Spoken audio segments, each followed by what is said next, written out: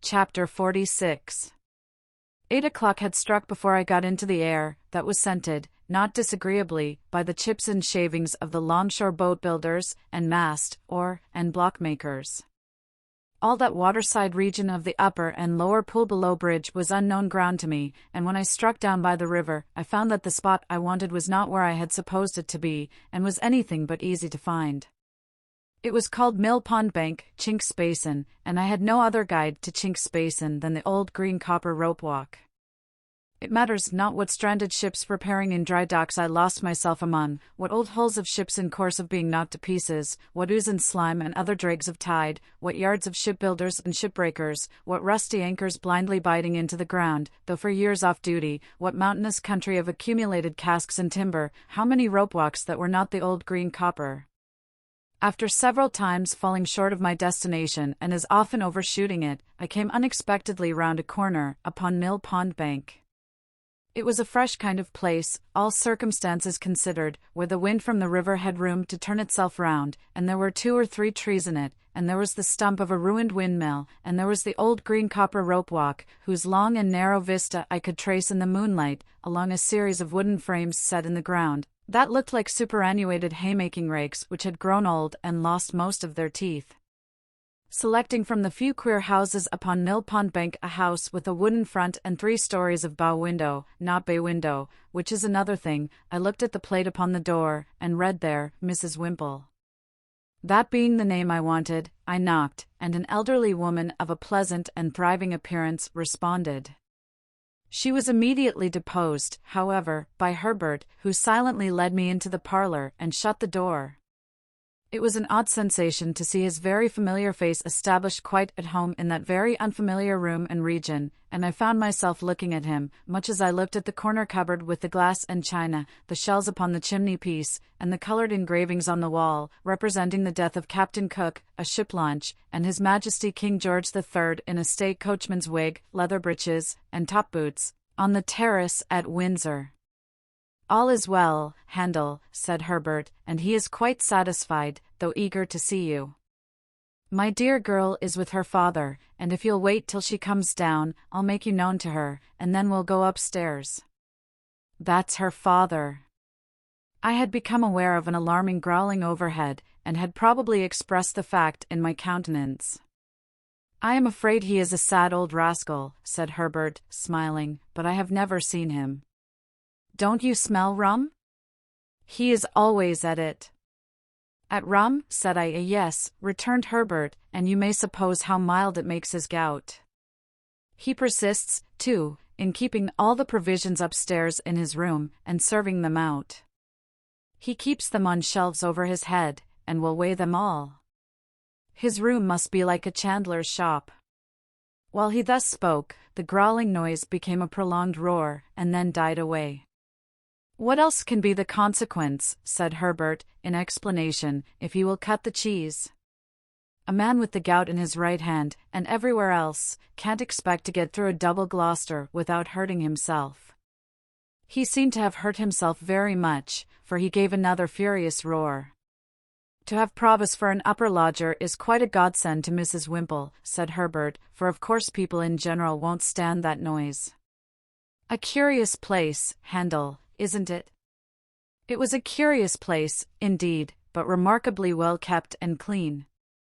"Mrs. Wimple," said Herbert, when I told him so, "is the best of housewives, and I really do not know what my Clara would do without her motherly help. For, Clara has no mother of her own, Handel, and no relation in the world but old Gruffingrum." "Surely that's not his name, Herbert?" No, said Herbert, "that's my name for him. His name is Mr. Barley. But what a blessing it is for the son of my father and mother to love a girl who has no relations, and who can never bother herself or anybody else about her family." Herbert had told me on former occasions, and now reminded me, that he first knew Miss Clara Barley when she was completing her education at an establishment at Hammersmith, and that on her being recalled home to nurse her father, he and she had confided their affection to the motherly Mrs. Wimple, by whom it had been fostered and regulated with equal kindness and discretion ever since. It was understood that nothing of a tender nature could possibly be confided to Old Barley, by reason of his being totally unequal to the consideration of any subject more psychological than gout, rum, and purser's stores. As we were thus conversing in a low tone, while Old Barley's sustained growl vibrated in the beam that crossed the ceiling, the room door opened, and a very pretty, slight, dark-eyed girl of 20 or so came in with a basket in her hand, whom Herbert tenderly relieved of the basket, and presented, blushing, as Clara. She really was a most charming girl, and might have passed for a captive fairy, whom that truculent ogre, Old Barley, had pressed into his service. "Look here," said Herbert, showing me the basket, with a compassionate and tender smile, after we had talked a little. "Here's poor Clara's supper, served out every night. Here's her allowance of bread, and here's her slice of cheese, and here's her rum, which I drink. This is Mr. Barley's breakfast for tomorrow, served out to be cooked. 2 mutton chops, 3 potatoes, some split peas, a little flour, 2 ounces of butter, a pinch of salt, and all this black pepper.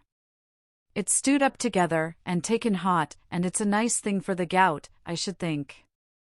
There was something so natural and winning in Clara's resigned way of looking at these stores in detail, as Herbert pointed them out, and something so confiding, loving, and innocent in her modest manner of yielding herself to Herbert's embracing arm, and something so gentle in her, so much needing protection on Mill Pond Bank, by Chink's Basin, and the old green copper rope walk, with Old Barley growling in the beam, that I would not have undone the engagement between her and Herbert for all. The money in the pocket-book I had never opened. I was looking at her with pleasure and admiration, when suddenly the growl swelled into a roar again, and a frightful bumping noise was heard above, as if a giant with a wooden leg were trying to bore it through the ceiling to come at us. Upon this, Clara said to Herbert, "Papa wants me, darling," and ran away. "There is an unconscionable old shark for you," said Herbert. "What do you suppose he wants now, Handel?" "I don't know," said I. "Something to drink?" "That's it," cried Herbert, as if I had made a guess of extraordinary merit. "He keeps his grog ready mixed in a little tub on the table.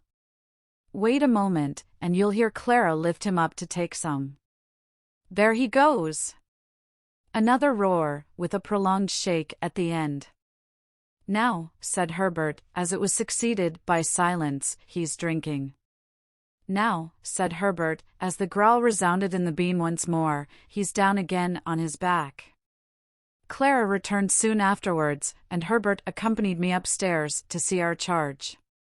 As we passed Mr. Barley's door, he was heard hoarsely muttering within, in a strain that rose and fell like wind, the following refrain, in which I substitute good wishes for something quite the reverse. "Ahoy! Bless your eyes, here's old Bill Barley. Here's old Bill Barley, bless your eyes. Here's old Bill Barley on the flat of his back, by the Lord. Lying on the flat of his back like a drifting old dead flounder, here's your old Bill Barley, bless your eyes. Ahoy! Bless you." In this strain of consolation, Herbert informed me the invisible Barley would commune with himself by the day and night together, often, while it was light, having, at the same time, one eye at a telescope which was fitted on his bed for the convenience of sweeping the river. In his 2 cabin rooms at the top of the house, which were fresh and airy, and in which Mr. Barley was less audible than below, I found Provis comfortably settled. He expressed no alarm, and seemed to feel none that was worth mentioning, but it struck me that he was softened, indefinably, for I could not have said how, and could never afterwards recall how when I tried, but certainly. The opportunity that the day's rest had given me for reflection had resulted in my fully determining to say nothing to him respecting Compeyson. For anything I knew, his animosity towards the man might otherwise lead to his seeking him out and rushing on his own destruction. Therefore, when Herbert and I sat down with him by his fire, I asked him first of all whether he relied on Wemmick's judgment and sources of information. Dear boy," he answered, with a grave nod, Jagger's nose. "Then, I have talked with Wemmick," said I, "and have come to tell you what caution he gave me and what advice."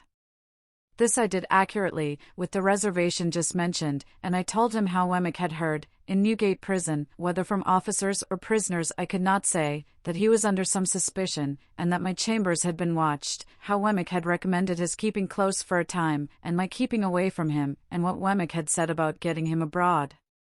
I added, that of course, when the time came, I should go with him, or should follow close upon him, as might be safest in Wemmick's judgment. What was to follow that I did not touch upon, neither, indeed, was I at all clear or comfortable about it in my own mind, now that I saw him in that softer condition, and in declared peril for my sake. As to altering my way of living by enlarging my expenses, I put it to him whether in our present unsettled and difficult circumstances, it would not be simply ridiculous, if it were no worse? He could not deny this, and indeed was very reasonable throughout. His coming back was a venture, he said, and he had always known it to be a venture. He would do nothing to make it a desperate venture, and he had very little fear of his safety with such good help.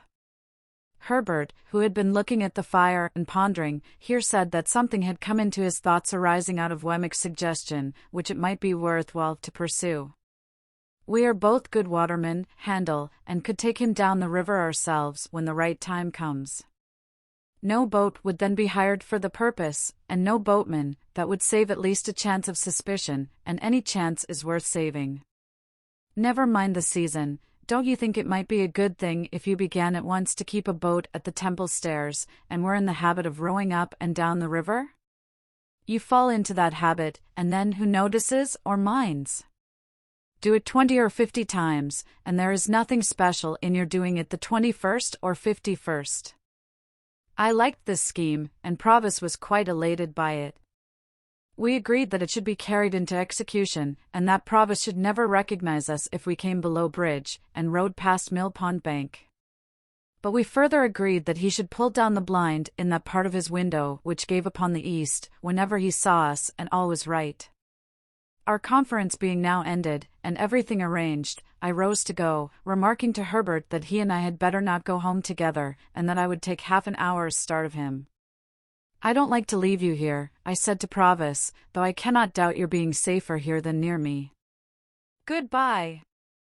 Dear boy, he answered, clasping my hands, I don't know when we may meet again, and I don't like goodbye. Say good night. Good night. Herbert will go regularly between us, and when the time comes you may be certain I shall be ready. Good night, good night. We thought it best that he should stay in his own rooms, and we left him on the landing outside his door, holding a light over the stair rail to light us downstairs. Looking back at him, I thought of the first night of his return, when our positions were reversed, and when I little supposed my heart could ever be as heavy and anxious at parting from him as it was now. Old Barley was growling and swearing when we repassed his door, with no appearance of having ceased or of meaning to cease. When we got to the foot of the stairs, I asked Herbert whether he had preserved the name of Provis. He replied, certainly not, and that the lodger was Mr. Campbell. He also explained that the utmost known of Mr. Campbell there was, that he, Herbert, had Mr. Campbell consigned to him, and felt a strong personal interest in his being well cared for, and living a secluded life. So, when we went into the parlor where Mrs. Wimple and Clara were seated at work, I said nothing of my own interest in Mr. Campbell, but kept it to myself. When I had taken leave of the pretty, gentle, dark-eyed girl, and of the motherly woman who had not outlived her honest sympathy with a little affair of true love, I felt as if the old green copper rope walk had grown quite a different place. Old Barley might be as old as the hills, and might swear like a whole field of troopers, but there were redeeming youth and trust and hope enough in Chink's basin to fill it to overflowing. And then I thought of Estella, and of our parting, and went home very sadly. All things were as quiet in the Temple as ever I had seen them. The windows of the rooms on that side, lately occupied by Provis, were dark and still, and there was no lounger in Garden Court. I walked past the fountain twice or thrice before I descended the steps that were between me and my rooms, but I was quite alone. Herbert, coming to my bedside when he came in, for I went straight to bed, dispirited and fatigued, made the same report. opening one of the windows after that, he looked out into the moonlight and told me that the pavement was as solemnly empty as the pavement of any cathedral at that same hour. Next day, I set myself to get the boat. It was soon done, and the boat was brought round to the temple stairs, and lay where I could reach her within a minute or two. Then, I began to go out as for training and practice, sometimes alone, sometimes with Herbert. I was often out in cold, rain, and sleet, but nobody took much note of me after I had been out a few times. At first, I kept above Blackfriars Bridge, but as the hours of the tide changed, I took towards London Bridge. It was old London Bridge in those days, and at certain states of the tide there was a race and fall of water there which gave it a bad reputation. But I knew well enough how to shoot the bridge after seeing it done, and so began to row about among the shipping in the Pool, and down to Erith. The first time I passed Mill Pond Bank, Herbert and I were pulling a pair of oars, and, both in going and returning, we saw the blind towards the east come down. Herbert was rarely there less frequently than 3 times in a week, and he never brought me a single word of intelligence that was at all alarming. Still, I knew that there was cause for alarm, and I could not get rid of the notion of being watched. Once received, it is a haunting idea. How many undesigning persons I suspected of watching me, it would be hard to calculate. In short, I was always full of fears for the rash man who was in hiding. Herbert had sometimes said to me that he found it pleasant to stand at one of our windows after dark, when the tide was running down, and to think that it was flowing, with everything it bore, towards Clara. But I thought with dread that it was flowing towards Magwitch, and that any black mark on its surface might be his pursuers, going swiftly, silently, and surely, to take him.